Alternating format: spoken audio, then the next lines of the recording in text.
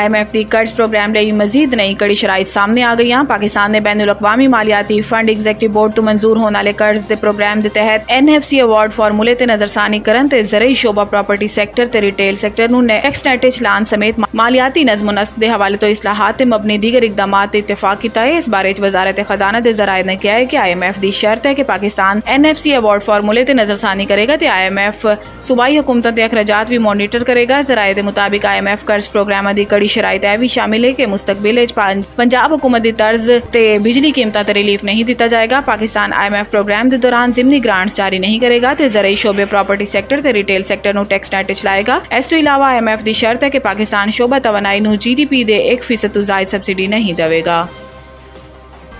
मजीद सरकारी इदारे बंद करने की तैयारियां। वजारत सनत तो पैदावार के इदारे Karachi tools dies and moulds centre ते नेशनल प्रोडक्टिविटी ऑर्गेनाइजेशन समेत दीगर इदारों बंद करने की निशानदही की गई। हुकूमती जराए के मुताबिक विफाकी हुकूमत का हुजम ते अखराजात कम करने लई मुख्तलिफ तजावीज़ ते काम हो रहा है जिहदे च इदारों बंद करना निजकारी ते जिम करन समेत दीगर इकदाम शामिल हैं। जराए का कहना है कि वजारत सनत तो पैदावार के इदारे कराची टूल्स ते डाइज मोल्ड्स ते नेशनल प्रोडक्टिविटी ऑर्गेनाइजेशन बंद करने की तजवीज़ है। इसी तरह Pakistan industrial technical assistance centre ते technology upgradation circle development company नूं भी बंद करने की तजावीज़ तैयार कीतियां गईयां ने जबकि यूटिलिटी स्टोर्स कारपोरेशन की निजकारीकरण या एस खत्म करन दोनों ऑप्शंस ज़ेरे गौर ने। जराए का कहना है कि वज़ीर आज़म शहबाज शरीफ ने नेशनल फर्टिलाइजर कारपोरेशन ते नेशनल फर्टिलाइजर मार्केटिंग लिमिटेड नूं भी बंद करने लई वजारत सनत तो पैदावार नूं टास्क दिता होया है। यह तजावीज़ वज़ीर आज़म नूं पेश कीतियां जाणगियां ते वज़ीर आज़म की मंजूरी तो बाद विफाकी काबीना इन्हां तजावीज़ की मंजूरी देवेगी।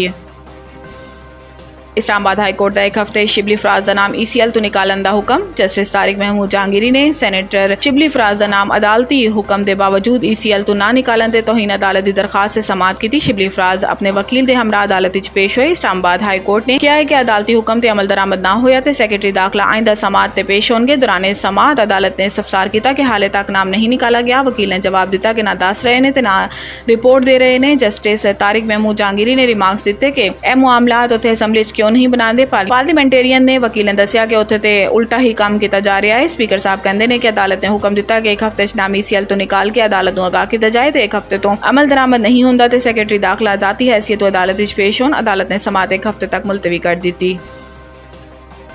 लाहौर हाई कोर्ट नैब तरमीम के सदारती ऑर्डीनेंस के खिलाफ दरखास्त समात लई मंजूर। अदालत ने विफाकी हुकूमत दीगर फ्रीकैन नोटिस जारी करते हुए जवाब तलब कर लिया जबकि अटॉर्नी जनरल नूं आइंदा समात अदालत मुआवनत लई तलब कर लिया गया। जस्टिस शुजात अली खान ने दरखास्त समात की। दरखास्त गुजार मुनीर अहमद के वकील अजहर सदीक ने दलाइल दिते। दरखास्त गुजार का मौकफ सी कि सदारती ऑर्डीनेंस हंगामी सूरत हाल ते ही जारी हो सकता है लेकिन तरामीम पाकिस्तान तरीके इंसाफ के बानी ते दबाव डालने लई कीतियां गईयां। दरखास्त मौकफ इख्तियार किया गया है कि कायम मकाम सदर की तरफ तो ऑर्डीनेंस का इजरा सियासी मकासद लई किया गया। नैब तरामीम में बड़े बड़े रेफरेंसिस मुतासिर होंगे जिदे तो एनार्की फैलेगी। इस्तदा की गई है कि अदालत सदारती ऑर्डीनेंस के जरिए नैब तरामीम नूं कलअदम करार देवे।